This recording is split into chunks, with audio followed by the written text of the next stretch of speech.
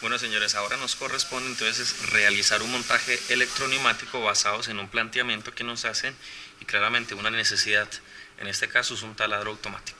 Como vemos, en un resumen de esta secuencia vemos que hay un actuador llamado A que alimenta una pieza, luego un actuador B, que en este caso está cargando todo el taladro y la broca, debe perforar la pieza y luego sacar la broca para luego ser liberada la pieza y por último, con el cilindro C, expulsarla a una banda transportadora.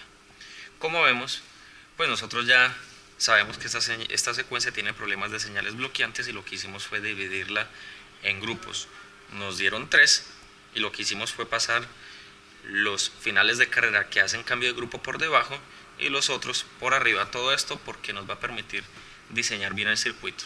El circuito electroneumático que montamos, o la parte neumática, fue este, en donde tenemos un cilindro A que vamos a definir como este, un cilindro B que vamos a definir aquí y un cilindro C que definimos como este. Los 3 cilindros con válvulas biestables, electroválvulas biestables. Lo único que nos hace falta este regulador de caudal unidireccional, que en este caso nos va a permitir que la salida de este vástago no sea tan rápido como lo que nosotros estamos viendo. Entonces vamos a proceder a montarlo. Lo primero que tenemos que recordar es que el regulador de caudal debe regular el aire que sale del cilindro, en este caso el aire que va a salir de la cámara delantera hacia los escapes. Entonces lo que vamos a hacer es justamente montar este regulador y para eso vamos a requerir una tubería adicional. Como nosotros sabemos que de esta tubería en esta dirección hacia esta regula el caudal, lo que vamos a hacer entonces es montarlo en la tapa delantera y luego volvemos a conectar la tubería que teníamos antes. Para probar vamos a dar el aire y vamos a ver si ahora ya el vástago avanza más lento. Efectivamente, al regular la salida del aire del cilindro, pues obviamente vamos a tener una mejor regulación en lo que es la velocidad del cilindro. Y ahí vemos cómo lo hace. Lo otro que vamos a agregar entonces a nuestro circuito son los famosos escapes que deben estar presentes en el circuito, ya que no estaríamos completos. ¿Qué les parece si empezamos entonces a diseñar nuestro circuito eléctrico basados en algo?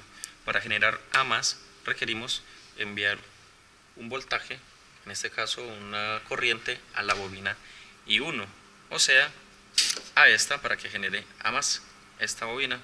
Lo que necesitamos entonces es definir esta como I1 y claro, vamos a conectar una línea así y claro, si lo conectamos de esta manera no vamos a tener ningún control. Entonces para eso vamos a poner el final de carrera que le corresponde según este diagrama, que es C0. C0 va a generar A+. Luego para generar B+, requerimos enviar una corriente a la bobina I3. Veamos. Efectivamente, entonces vamos a definir a I3, la cual vamos a conectar a nuestra fuente y vamos a agregar nuestro final de carrera, que en este caso correspondería a la A1 que genera al B+.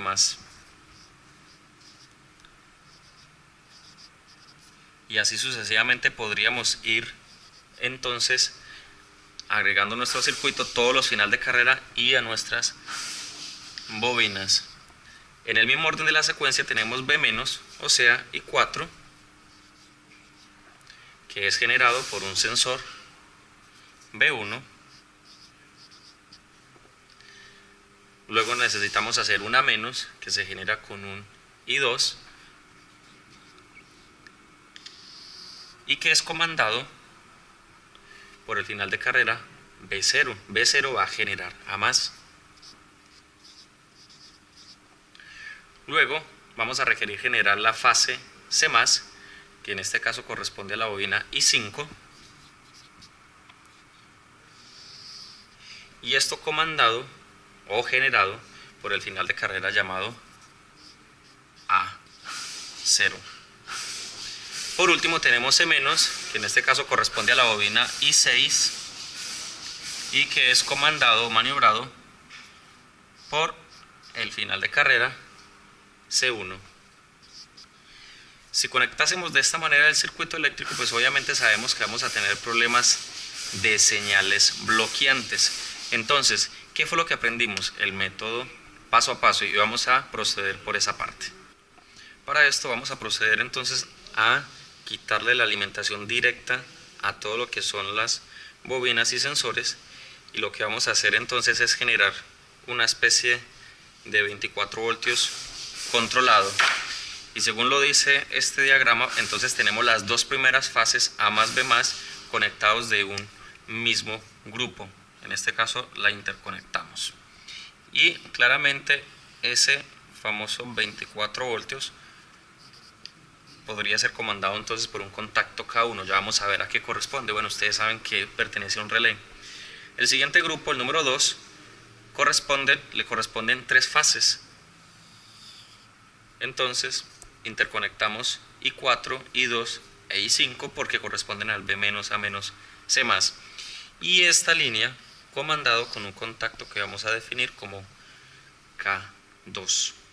Y el último grupo tenemos entonces el C-, y el cual le vamos a conectar un contacto llamado K3.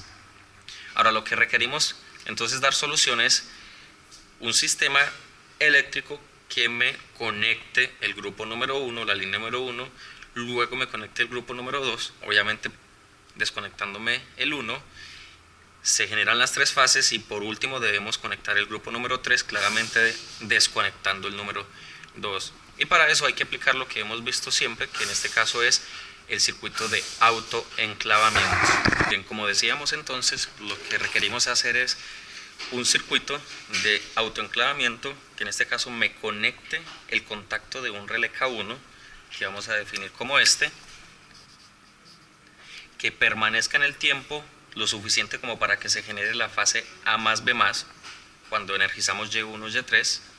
Luego tenemos que pasar al K2, energizar K2, en este caso cerrar el contacto y abrir a K1. Entonces definimos este relé como K2 y por último un K3. Nuestro circuito de autoenclavamiento, una parte que energiza, una parte del circuito que desenergiza o es el que apaga y una parte que memoriza. Prende, apaga, memoriza, hablando respecto del K2. Prende el K3, apaga el K3 y memoriza el K3. Entonces, recordando eso, pues ustedes ya saben que este vendría a ser K1, este K2 y este es un contacto del mismo K3. Entonces, cuando yo cierre este contacto se me va a generar las primeras fases. ¿Cuáles? A más B más. ¿Quién prende ese primer grupo? El C0, justo el que está aquí, que es el que me genera A más. Lo que yo les propongo es saquemos el C0 de aquí, conectamos esta línea directo y lo que vamos a hacer es montarlo como este contacto para que me encienda el grupo número 1. Si energizamos K1, claramente luego de pulsar un botón Start, se autoenclava, se cierra el contacto K1, se me va a generar A más efectivamente y luego de que se genera A más tocando la 1, pues se va a generar el B más. ¿Qué debería pasar luego? Según esto, se toca el B1 para generar B menos y en este caso antes de eso prender el grupo número 2. B1 que está aquí, en esta primera fase dentro del grupo número 2, podemos sacarlo y llevarlo al grupo o al circuito de control para que me encienda el grupo número 2. Si conecto la bobina K2 y se autoenclava, el contacto se cierra y me va a generar B menos, luego se toca B0 para generar A menos y por último se va a tocar el A0 para generar la fase C más. Obviamente cuando se prende K2 debemos apagar K1, y es por esto que decimos que un contacto K2 normalmente cerrado lo vamos a agregar en esta parte del K1. Luego de generarse entonces la última fase del grupo número 2, que en este caso es C+, se va a tocar el C1 y debería prender el grupo número 3 para poder generar la fase C-. O sea, acá dijimos el C1 lo podemos entonces también sacar de este circuito para llevarlo al cambio de grupo, que en este caso sería aquí. Si logramos prender entonces el relé K3, obviamente nos corresponde apagar el K2, y para eso agregamos un contacto K3 en el circuito del K2. Al energizarse K3, se cierra K3 y se hace C-. Ahora ustedes se preguntarán qué pasa con estos contactos que tenemos acá. Para garantizar de que los grupos se van a prender de forma secuencial, o sea que del grupo número 1 no me salte el grupo número 3 o 4, 5, 6 que tenemos más grupos, pues lo que podemos hacer es ir preparando el siguiente grupo. En este caso con K1, con un contacto de K1 podemos preparar el siguiente, y así condicionamos a este grupo número 2 para que solamente se va a encender cuando K1 esté prendido. Lo mismo va a ser con el grupo número 3. Se va a encender siempre y cuando el grupo número 2 esté encendido, por eso lo condicionamos acá con un K2. Bien, ahora podemos entonces proceder a montaje de nuestro sistema, no sin antes recordar que este relé debe preparar al siguiente, en este caso grupo número 1 prepara el grupo número 2 y debe desconectar el anterior. En este caso el grupo anterior al 1 sería el 3. Es por esto que K1 entonces desconecta 3.